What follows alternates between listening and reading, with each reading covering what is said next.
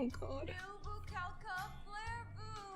I apologize for doing that to everybody. Hi, this is Cass from Aussie Cass Plays, and welcome back to the yellow generation of my Not So Berry challenge. I forgot we had this smaller telescope that came with the werewolf pack. Honestly, if you have the money, it's worth getting the werewolf pack just for this. I mean, the werewolf occults are awesome, but this thing is cool. It gives you better skill gain than the chess table. The upshot of this is I'm telling you that Marigold's actually finished her aspiration. All she needed was level 10 logic. I think she was on level 8, like about 8.5 when I stopped recording. So she smashed that skill out. Now, I can't have her sitting on this for too long. There is a chance of death associated with this telescope, but it's fine. You get a warning. Just pay attention. It's fine. So we need her to get 2 more promotions and go to the secret lot in Oasis Springs. I keep forgetting to mention that. Now, I've set up some clubs for the teens. Actually, did I set up a club for Ash? I think I just aged up his friend. So his friend Valerie, they were in the Void Critters Club together. Valerie was a little bit younger, but pretty close in age to Ash. So I have aged Valerie up to a teen, and I've put Luna in a club because Luna is on the basketball team. I don't have the high school pack. I keep saying this because I feel like anyone that jumps into this video who's like, hey, what's this channel about? Will be like, why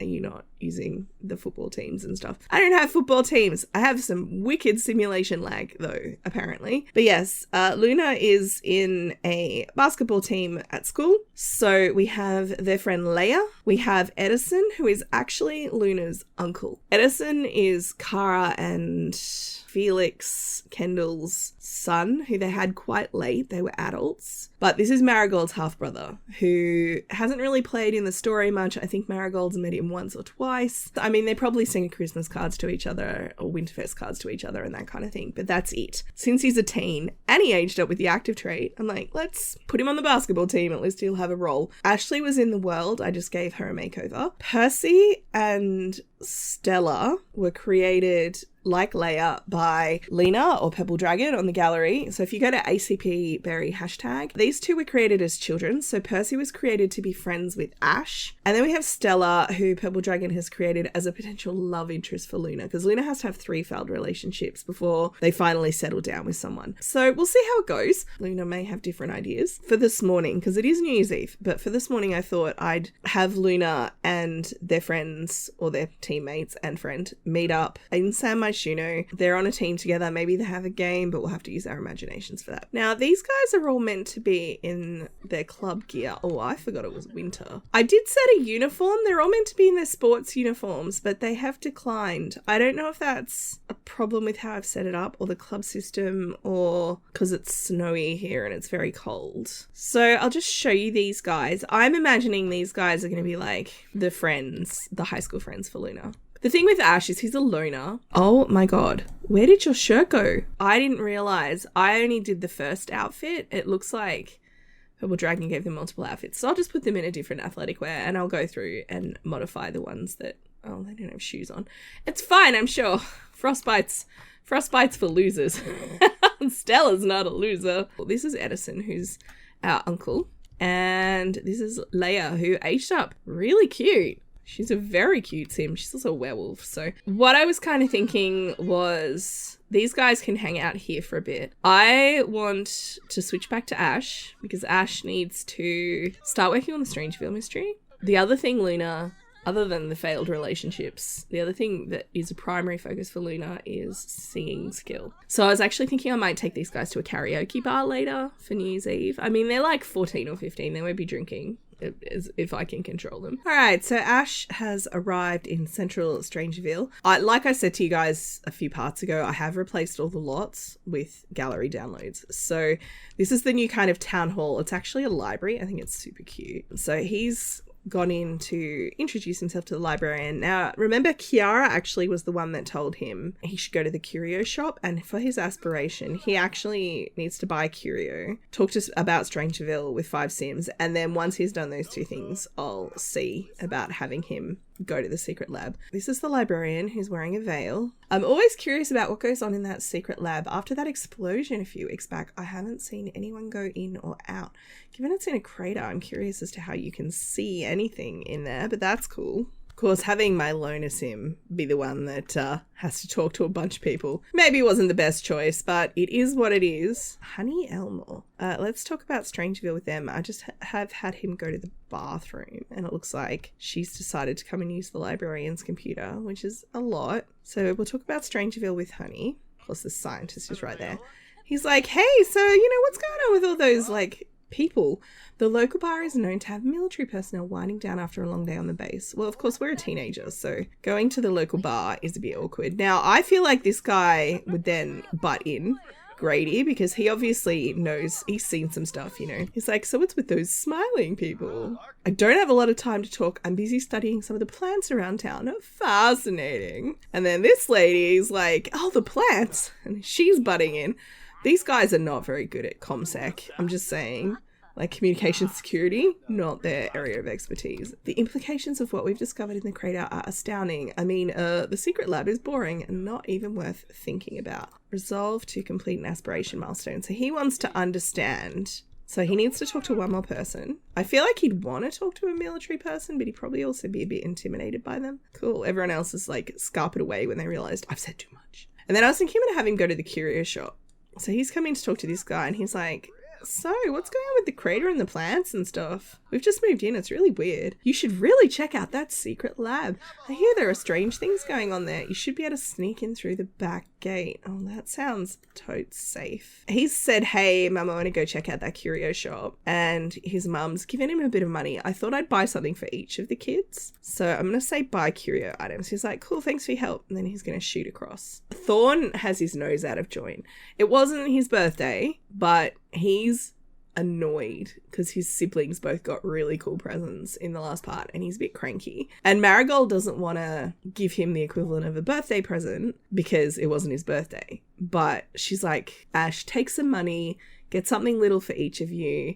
Maybe Thorn will feel a little bit less left out. I think Thorn probably feels left out a lot because he's not the twin. Ash and Luna are obviously quite close. Untold Mysteries of Strangeville. We'll get that because I think Ash would want that for himself because he's getting curious. Fortune telling for goofballs. 7,000 tips and tricks to truly believe you're an effective fortune teller. That sounds like something Thorn might be into. So I'm just going to get those 3 books.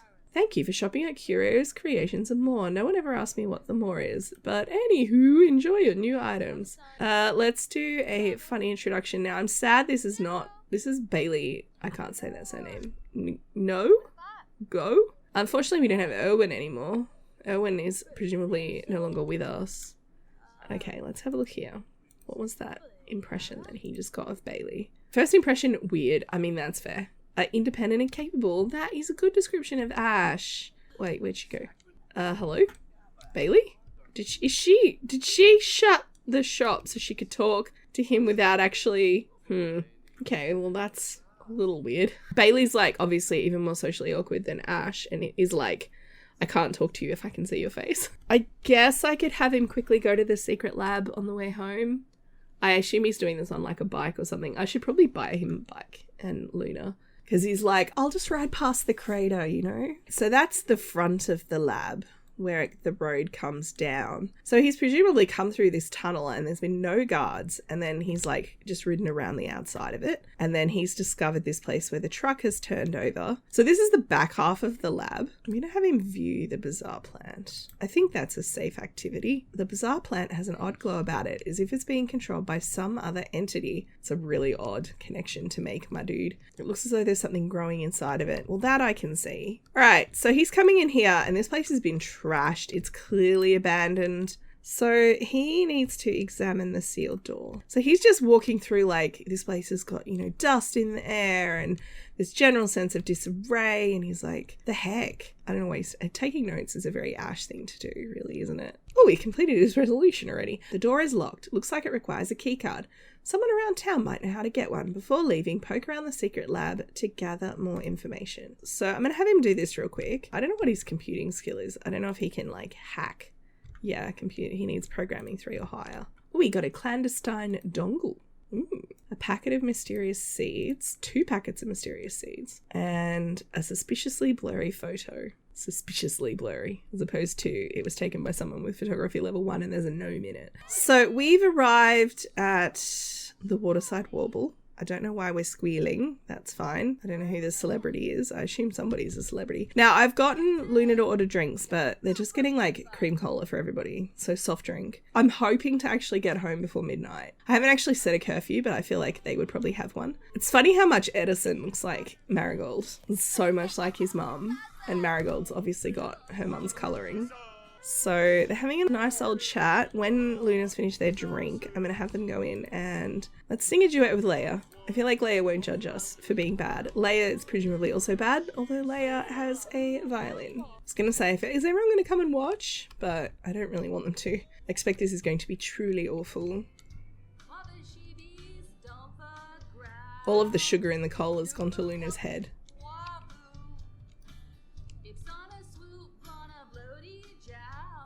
Oh God. I apologise for doing that to everybody. I'm going to let them finish this song and then I'm going to take them home because I do want them to be home before New Year's so that I can try and have everybody, you know, do the countdown. In terms of skills, there's such a one-sided sim. Fitness 10, everything else they have is at level 1. I need to broaden out a bit, Luna, my darling. I guess that's the whole point of this, right? Oh, Percy's come to watch. Is he going to boo? He just walked in and then walked straight back out again. Awkward. Oh, who's this? Oh, Lou. Lou and Leia probably know each other. All right, I'm going to head home. I'm going to have them bring Leia and Stella because I want to, like I said, I want to see if there's any spark there. I actually don't have Wonderful Whims installed at the moment, which is unfortunate because then at least we could get an attractiveness sense. Baby Oreo's sad because Luna was out for the day. That's really cute. They're supposed to all be singing together. I don't know where Stella went. Stella, are you here? Oh no, Stella's sitting down. I was trying to see if there's a way, someone was saying there's a way to regenerate first impressions with the mod because I thought that would also give me a sense of what they thought of Stella. Come in here. I've told you multiple times you're being allowed to stay up late. Ooh, they sat next to each other. Leia seems very chill for a werewolf. Thorn. I keep queuing for him to come in and he keeps not doing it. Maybe he's more upset than I thought he was. Like, I figured he probably was upset.